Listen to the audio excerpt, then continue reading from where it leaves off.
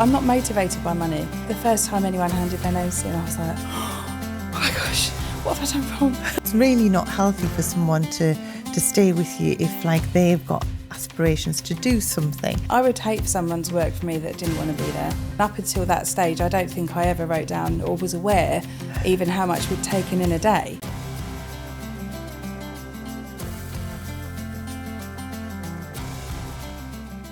Welcome to Beauty Business Matters. I'm your host, Susan Routledge, and today I am with Stephanie Podmore. Stephanie was one of our authors in Beauty and the Best too, so you can read her story there, but we're going to delve more into it today.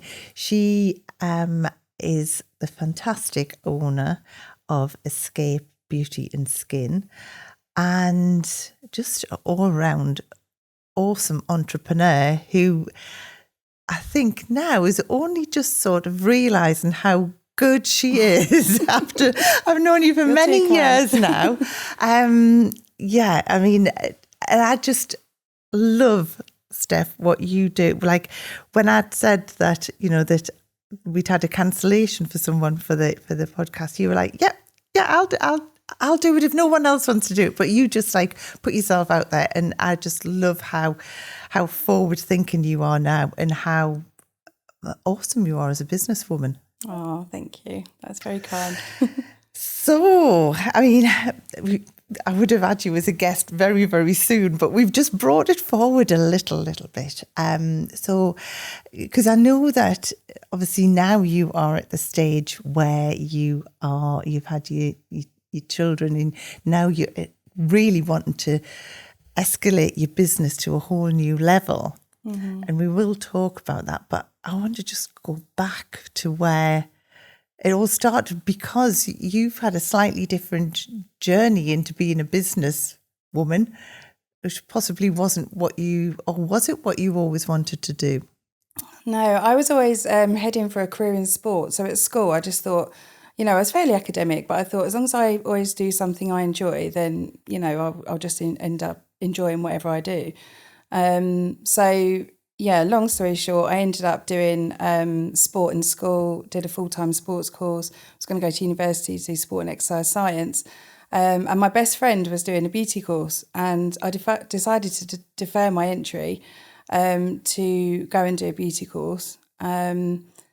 And then I was going to work alongside, you know, do my degree, work as a therapist. Yeah. But I absolutely loved it. And even just at college, you know, with the bright lights and everything, it was, I loved the way I felt when I came out. And I thought, wow, like what an amazing job, you know, and it kind of was my little introduction really to the beauty industry. And having stuff done myself, I realised how powerful it was on people's like mental health and how they felt in their well-being. So, yeah, I never went to uni in the end, and I did my level 2 and my level 3. Then just I had a part-time job, but my first full-time job in the industry, that's the salon I went on to sort of buy, really. It was amazing though, isn't it? It's like an amazing journey, because how long were you actually working in the salon before you... I can't remember exactly, but I think it's only about 18 months. Nice. So I literally was kind of, you know, relatively new to the industry, had absolutely no business experience whatsoever. I just knew that I was a grafter, and I knew I'd put the hours in if I needed to. Yeah. And I took out a loan and bought the salon and put the hours in. So could you, because obviously we're always big into manifesting, aren't we? Mm-hmm. So do you think, like when you started working there, did you have aspirations then? Did you think, oh, I would love to own this, or I would love to have something like this? Or was it purely out of the blue? It was, do you know, I remember the day actually to the T. I was on my own in the salon. It was my birthday, and my client hadn't showed. And I was sitting there feeling a little bit, you know, moping around, feeling a bit sorry for myself. And my boss rang. And she said, I just wanted to see, you know, if it's all right to have a chat at some point. And immediately my heart, you can imagine, as a people pleaser, I was like, oh, what have I done? And anyway, she said, how do you want to buy the salon? And I was like, Yeah.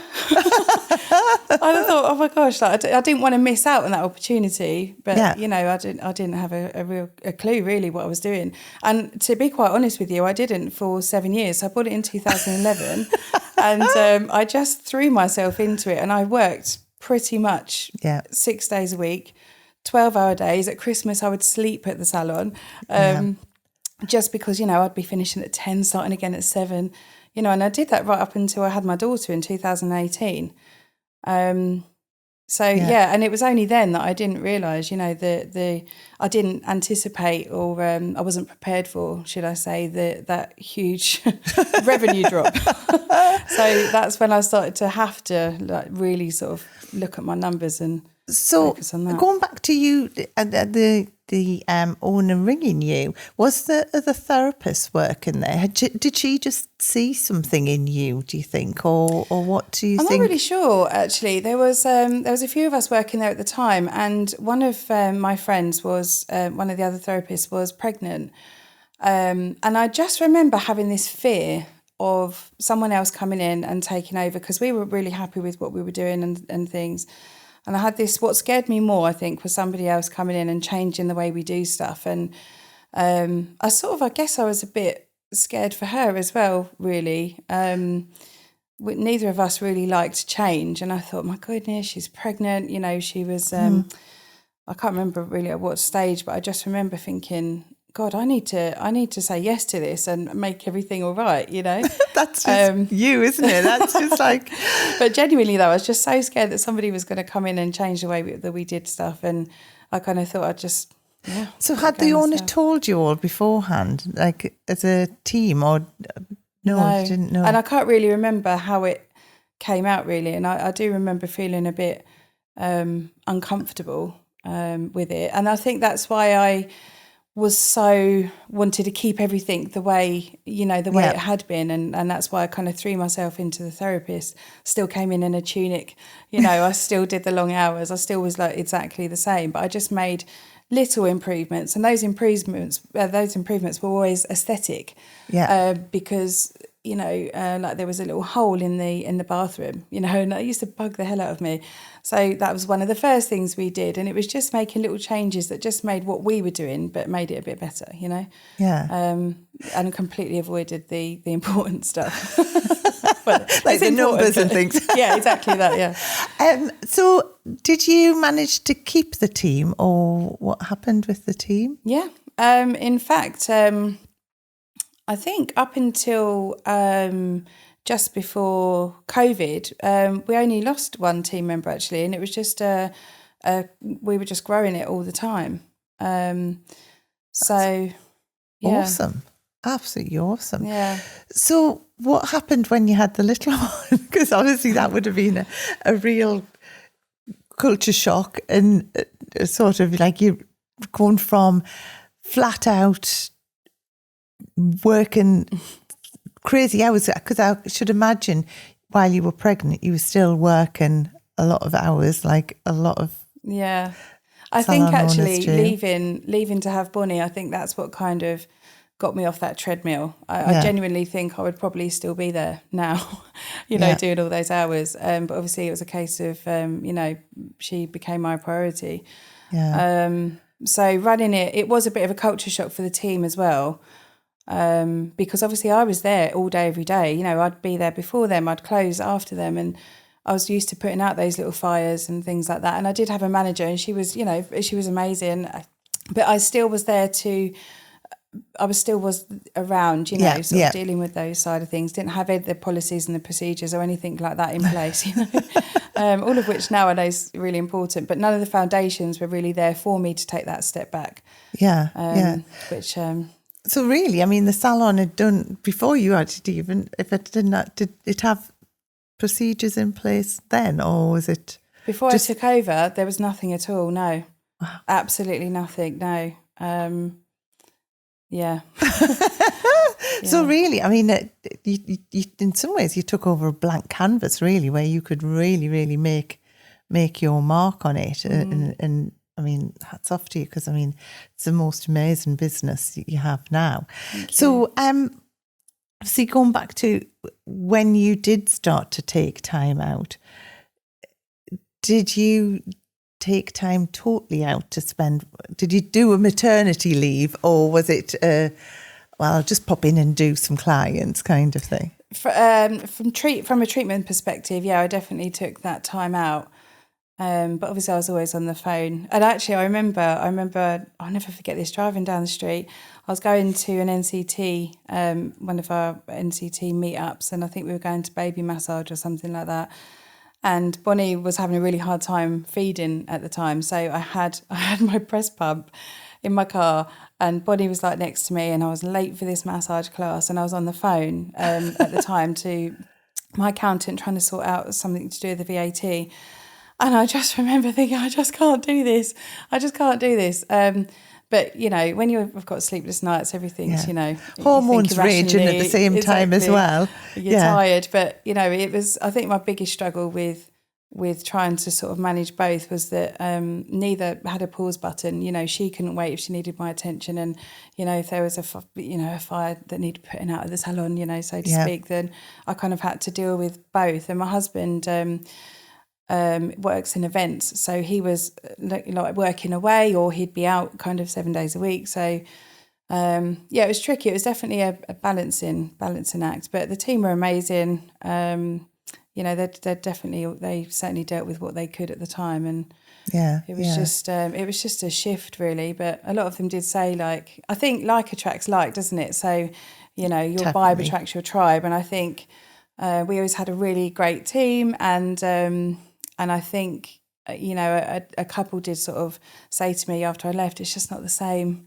you know, and, you know, it was a big change for everybody, you know. I was always there as backup, but then, you know, I was at home with this like new chapter, if you like. So, but from you being, I should imagine, and what happens with a lot of salon owners is that because you were head down in the business all the time before having Bonnie, like you said, the revenue must have taken, or did the girls step up and work more hours, or did you just like think, oh my word, that's like the they were always really busy anyway, to be honest, and I never would have sort of wanted them to do more. It was just it was a huge thing for me. I had to really kind of think, wow, actually, I honestly up until when I left, but probably more so, I had a bit of a tricky birth with Bonnie. So it took me quite a while to get over that, sort of medically. And then by the time, you know, things had sort of settled down, then COVID then came along and wallop. So it was kind of a case of absolutely having to get to know my numbers. And up until that stage, I don't think I ever wrote down or was aware even how much we'd taken in a day. You know, from day to day, I was just kind of like, the money came in, the money went out, whatever's left, I, you know, was using to refurb the salon or buy a new machine or buy a new couch, or, you know, I was constantly sort of ploughing it back in. Yeah. So, and was it COVID that sort of was the eye opener that made you sort of, or was it because you had the time then, do you think? Or a bit of both? Probably a little bit of both. We also, I think we lost about three team members, decided to move on around that time as well, which I knew, you know, was a huge thing in the industry. So they, you know, full-timers as well. So not only was obviously I there 6 days a week, but then obviously losing the 3 as well, because we was up to, I think, 9 or 10 at one point. And that obviously had a huge sort of knock on it. Because the thing is, as you grow, you expand, you buy, you know, better software, you buy this and you buy that. So your expenses naturally kind of go up as you're expanding the business. So to have quite that, you know, that massive drop and that financial uncertainty was, a little bit of a I can remember that call. time. I can remember. I think that's when we met, actually. Yeah, it is when we first met. Many a Zoom call I spent with you, I think, in tears on the phone. But yeah, I'm so I know. But when you look now to what you've done now, and I know we are going to go further on to that, but like, you know, the thing is that you've gone from, and I think again, you know, you're not alone. People go from having a business where it's sort of ran more on good luck than good management kind of thing, where it's like sort of like firefighting because this happens, and then you sort that out, and then it's the next thing and the next thing kind of thing. But once you started to, I know you did Salon Success Freedom, but once you started putting things into place, it just, that starts to like, it more goes to like simmers rather than flames, doesn't it? Yeah. And then starts to even itself out. And I think as well with experience, I take things a lot less personally now, you know, and I would hate for someone to work for me that didn't want to be there. Yeah. And in, you know, if anything, I would actually help them and support them to find a better role, you know, because it's in my interest that they're happy too. Yeah, I've always been like that as well. You know, to me, it's really not healthy for someone to stay with you if like they've got aspirations to do something. And more often than not, then they'll fly the nest and realise that it's not, the grass isn't greener, and then come back, which has happened to us a few times over the years. Yeah, but like, I always like think, you know, like I would, you know, like from when you first had the business or when you were first working for that person you bought the business from, she obviously could see in you and wanted you to fly and do more. And I think, yeah, we're all like that. And I think as well, there is that thing where you think, oh, if a key player leaves, that like, you know, it's going to really affect the business. But once you've got more processes in place, it does all start to fall back into line. So when you lost the 3, like, did you then recruit 3, or what did you do then? Not straight away, no, because I was still sort of dealing with all the stuff from COVID. I just remember, you know, endless hours on the phone to the bank trying to get the bounce back loan and things like that. And I didn't recruit at that time. I did have a few sort of people inquire about jobs at that time, but I think because it was such an uncertain time, I was just, my main priority was preserving, and trying to what you had, give everyone their full-time hours back without having to sort of let anyone go or, so my main focus at that point was just to, I just wanted everything to be as it was. Yeah. And the thing is that's what I love about you, because like you are so dedicated to making sure that it's not just a great business for clients, but it's also a great business for your team and for them to enjoy being at work. And I know you involve them a lot in making decisions and things, which is so great. Is that just something that you inherited from when you took the business? Is that how you'd been sort of the experience you've had as an employee, or was that something that you thought, no, that's lacking and this is what I want to bring in? Yeah, it was definitely something I think, not necessarily that lacks, but I love psychology. I did A-level psychology, and I love, that's why I adore Sue Incrim, and her... hardback soft front, I love that. Love all of that. I love that interaction side and how best to communicate with people. So I'm not the best at making decisions either. I'm a typical Libra, and I'm always like, I don't know what to do. So I involve them at every opportunity now, because actually I feel like I'm not a dictator naturally, when you do all your colours and things like that. Yeah. I'm such a people pleaser. And it's pointless me making a decision, I feel, and putting that to the team, and then sort of a few of them maybe being a bit disgruntled about that. And as long as everything has a justification, I put it to them and I say, right, okay, so this didn't work quite well, or this isn't really going to how we hoped. Has anyone got any ideas how moving forwards we can change that? And I genuinely have noticed that the more sort of on board, they get more on board with it, the more ownership they have in, making decisions and things like that. So, but it's been proven time and time and time again, not just in our industry, but in every industry. Everyone always thinks that someone's working for the money. And yes, money is very important, but it's been proven that like someone feeling part of something and feeling genuinely sort of like where they get rewarded and also like just feeling as if they are making a difference has been proved that like that is why someone will stay in a business, you know, far more than the monetary side. Yes, the monetary side is important, and the thing is that, you know, you're doing it exactly right, because if you were just there, just putting all of your ideas into the business without their input, they just stay as your ideas. They don't feel like they've got any kind of like involvement with it. It's like, it's always the same when I speak to people about doing, you know, if they want to do incentives and things. If someone just like presents it and like, right, this is what we do, and you've got to take this much to do this, to do that, it just sits there, you know. Whereas if the team have had like some involvement and being able to like make it their own, or even if, you know, you've made that decision, but they feel still that they've got like some important input into it, it makes all the difference. Absolutely. So you're doing so well. Thank you. I did actually sit down with them not so long ago, and I said to them all, like, okay, we're going to plan your perfect job, because for years I spent, you know, thinking, right, we're going to introduce threading, we're going to do this, we're going to do this, and got all the girls trained in it. And then, you know, some of them never threaded again in their life, you know, and I've been guilty of that so many times and wasted so much money, because in my head I was like, let's get everyone to the same level. Then if anyone's off sick or leaves or anything, you know, we can just pick it up. And I realise now that was just, you know, not the right way to go about it. And I sat down with them and I said, right, tell me your ideal column. Like, how much money do you want to earn an hour?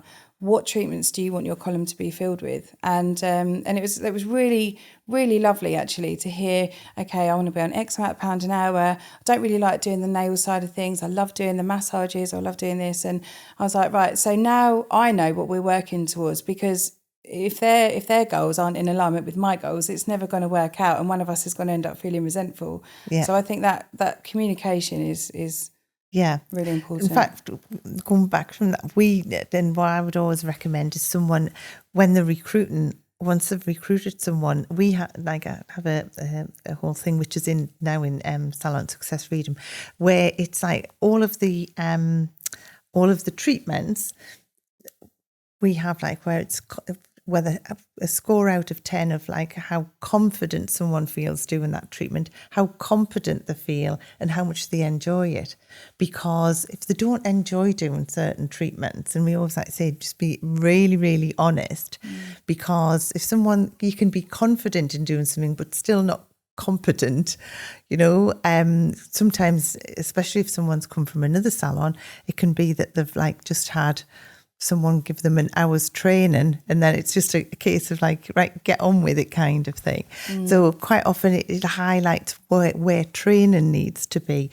But you're totally right though. If someone doesn't enjoy doing a treatment, and it's that they've been properly trained in it, it's not that they aren't just not confident in it, then you trying to fill their column with it. It's just that they're not gonna be rebooking those clients. They're not going to enjoy what they're doing. So again, you know, and the hats client's off not to likely you. to rebook either. Because you can tell, I think, when someone genuinely is passionate about what they're doing. And client, you know, the way we nurture our clients, which Forrest has really helped with, that communication, you know, side, and the welcome email, you know, when you leave, that client feedback and things like that. We, you know, we've won the Client Service Award, you know, 5 stars since it started. So that feedback is really valuable to us. And I feel like if the therapist generally isn't enjoying what they're doing, then that is so obvious to the client, because they're just ticking a box, getting on with their day. So it's kind of in our interest as well as owners, I think, to really take on board what the girls want to be doing. And but that's why you've got such great staff retention, you know, and client retention. You know, it all just falls naturally into place. But as well, what I also love is that, like, you really have stepped into being like a salon director. You know, it's like the confidence that you've got now from over the years is just like, but still in a very, like, you're never boastful about what you do. You're just naturally a great leader. Thank you.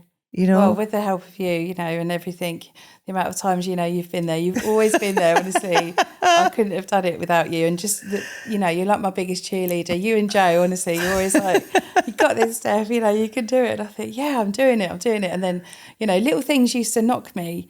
Well, I say little things, like, the first time anyone handed their notice in, I was like, oh my gosh, what have I done wrong?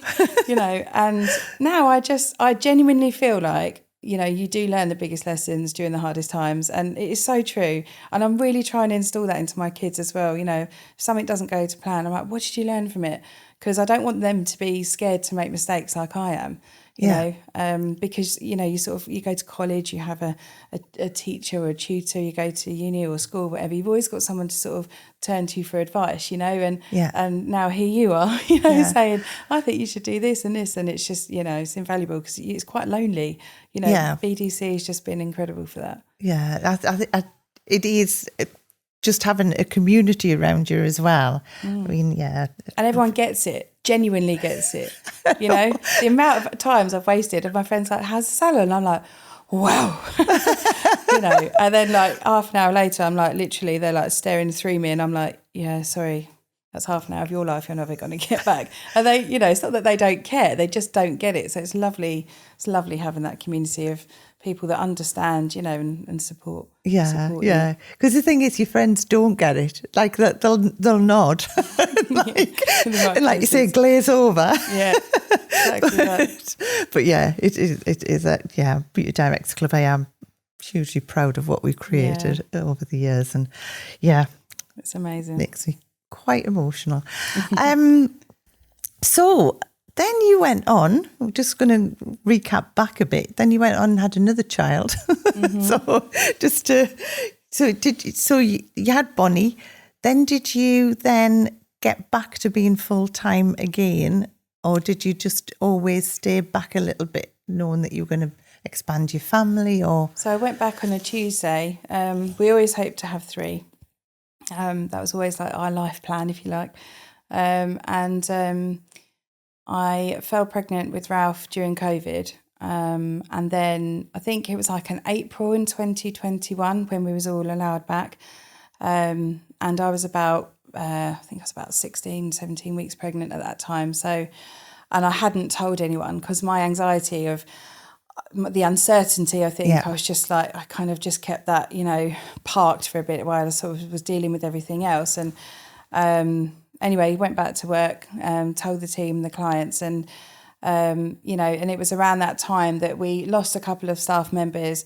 So I was like, oh my God. So I literally was doing so many hours, working like 7 days a week throughout most of my pregnancy with Ralph, just trying to sort of get people in and catch up really. Yeah. And then, then I left to have him and, shortly sort of went back to just doing Tuesdays really. It's just 1 day a week. So, and now he's going to be starting nursery. So I want to do maybe 2 days a week, going forwards from that. And then, some admin time as well to grow. Because when we first did go back, I mean, it was just that time, like because clients hadn't seen or had treatments for so long and things. And it was a difficult time as well because you didn't want to like turn clients away. You wanted to welcome them back. And like you, I mean, see, I think there was a lot of businesses who lost team members because they decided that, like, they thought, the grass was greener on the other side. There is a lot. I always said, if someone hasn't burnt their bridges, keep in touch with them because they'll likely be back. Because I think it was just that time where everyone thought, oh, I can do this and I could do that and I could work on my own and things. And it was a time when there was a lot of change. But there's a lot of therapists now come back into the industry that left then. Yeah. But yeah, it was, so you really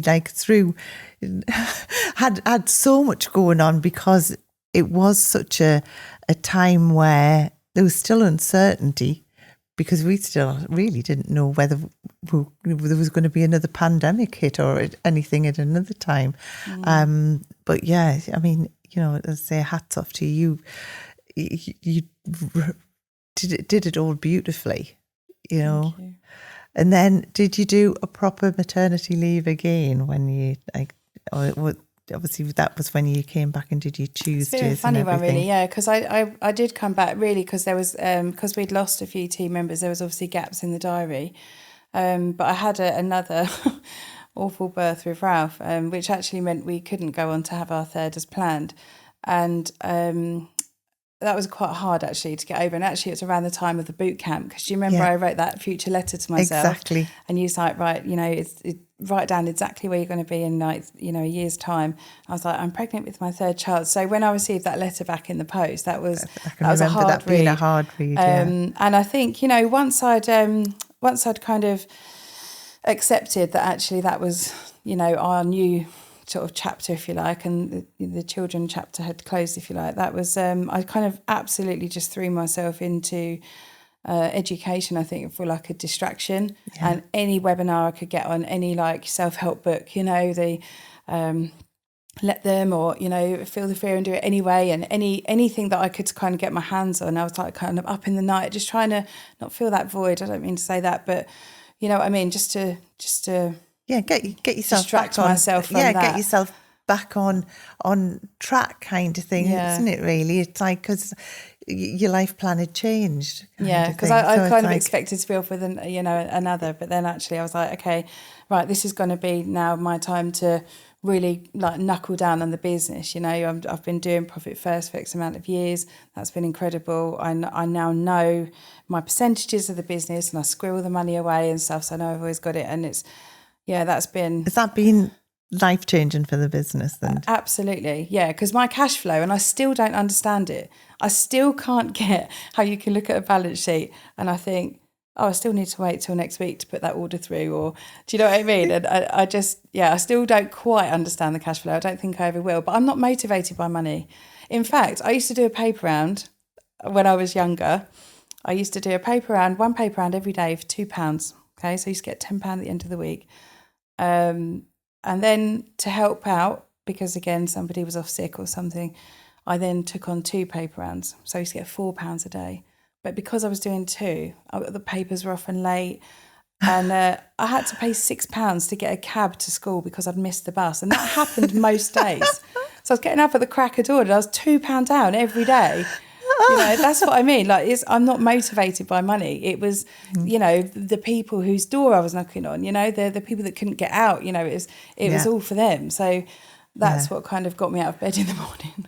But the thing is that it's very hard to make money in a business that you don't love, but in a business that you do love, it's very easy to. So the thing is that because you love what you do and you absolutely dedicated to your team and your clients, the money naturally flows. That's just like how the universe works.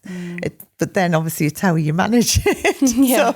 So now, you are so good at what you do now with that, because, like, I know you go on to Joe Simpson's Profit Hour, Profitable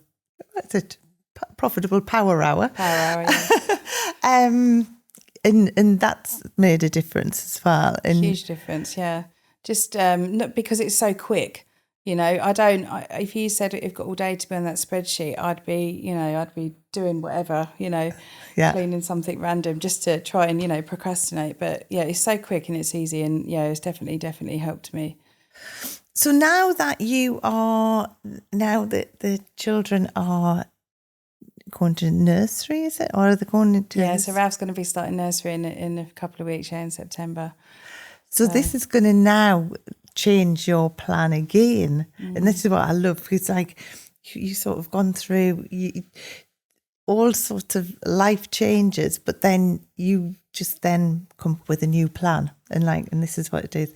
And I know when we talked about you coming on the podcast, you were like saying, oh, I know, but maybe I should wait, because now I've got now I want to be doing this. And that's like just totally the entrepreneur in you as well. Yeah. And I was like saying, no, well, what we need to do is like then get you back on the podcast when we know like what your next chapter has been. So what are all the plans now for you for the business? What do you want to do? I think the biggest thing for me is going to be mindset, because I'm not very good at juggling loads of different things at once. I never have been, and I've kind of learned that as I've got older. Find everything a bit overwhelming. And I think the biggest thing for me is going to be knowing that my children are in full-time education.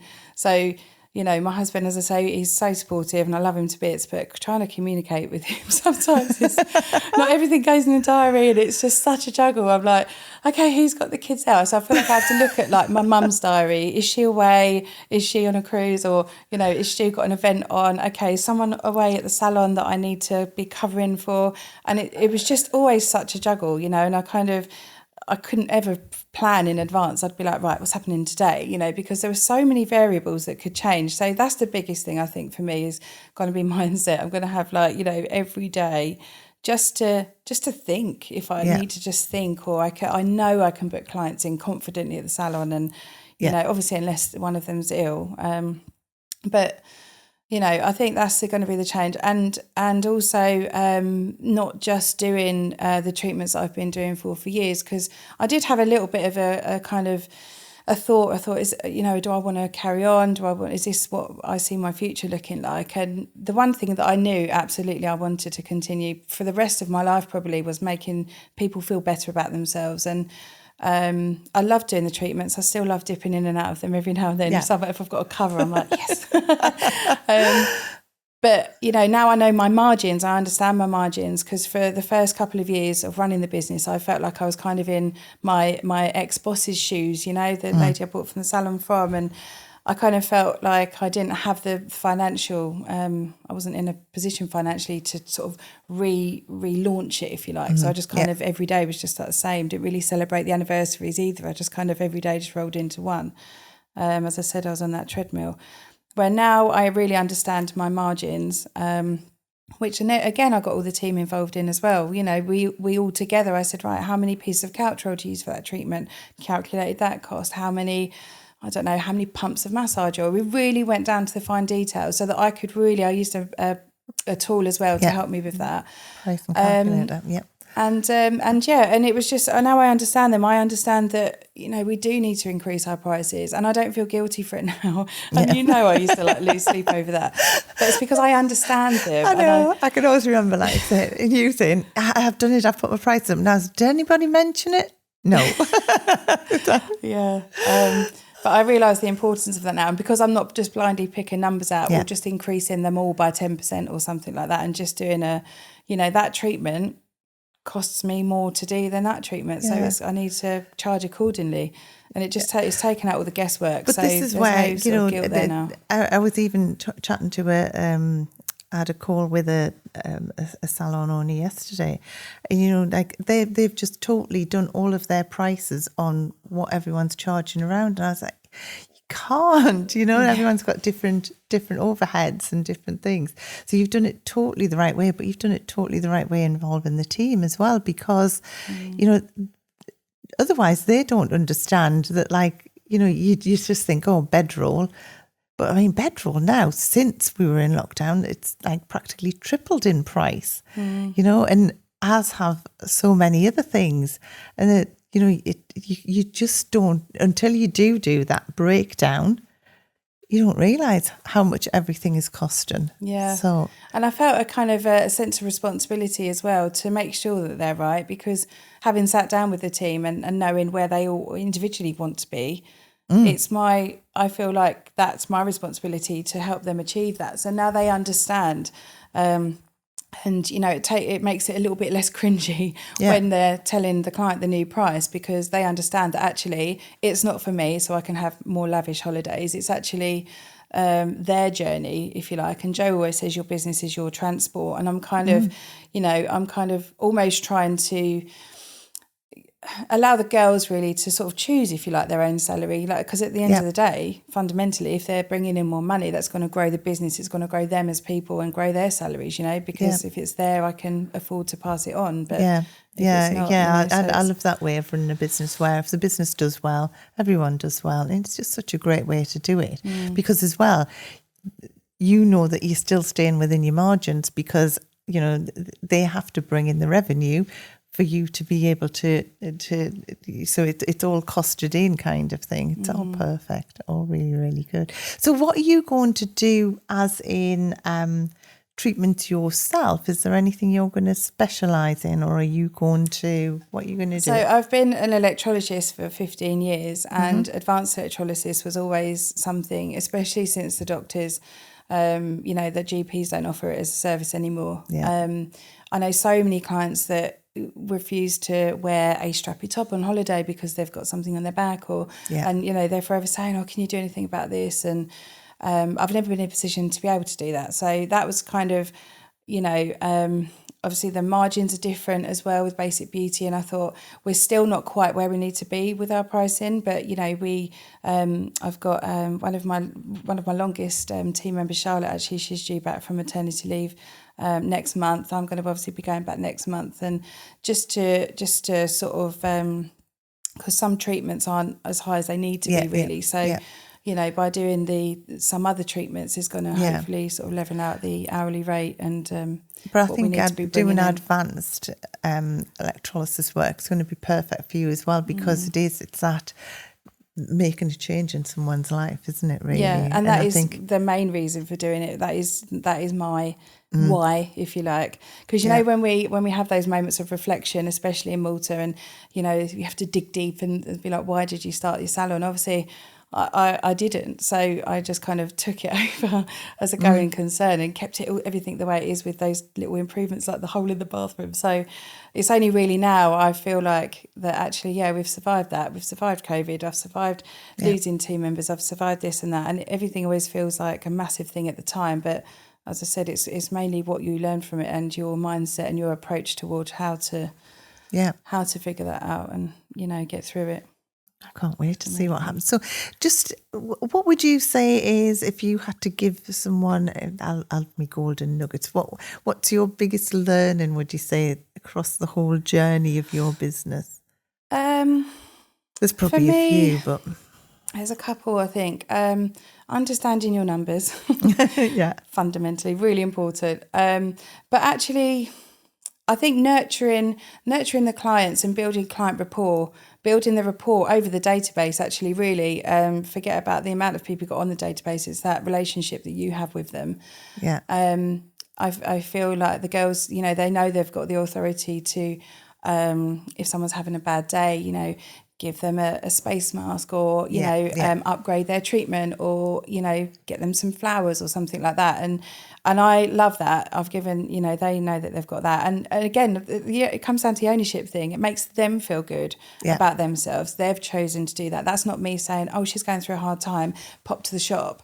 So that makes them feel good. That it cements their relationship with their client. They're going to rebook. They leave feeling happy, knowing that they've put a smile back on their face and things like that. So nurturing those client relationships, definitely, just having that good relationship with your team as well, and understanding why they come to work. I think is an important thing.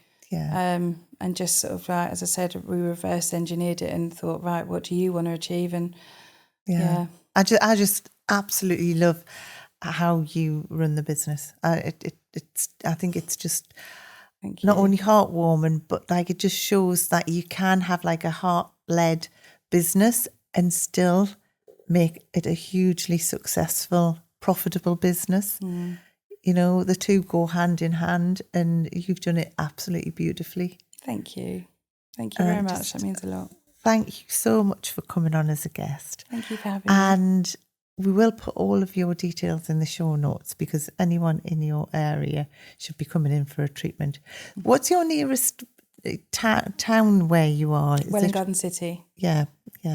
So anyone who's near there needs to be going in for a treatment. And I would always like to say as well, if you're a business owner, to me, yours is a great business to go and to see how a business should be run, because you've done phenomenally well. Thank you. Thank you, Steph. You're welcome. Thank you for having me.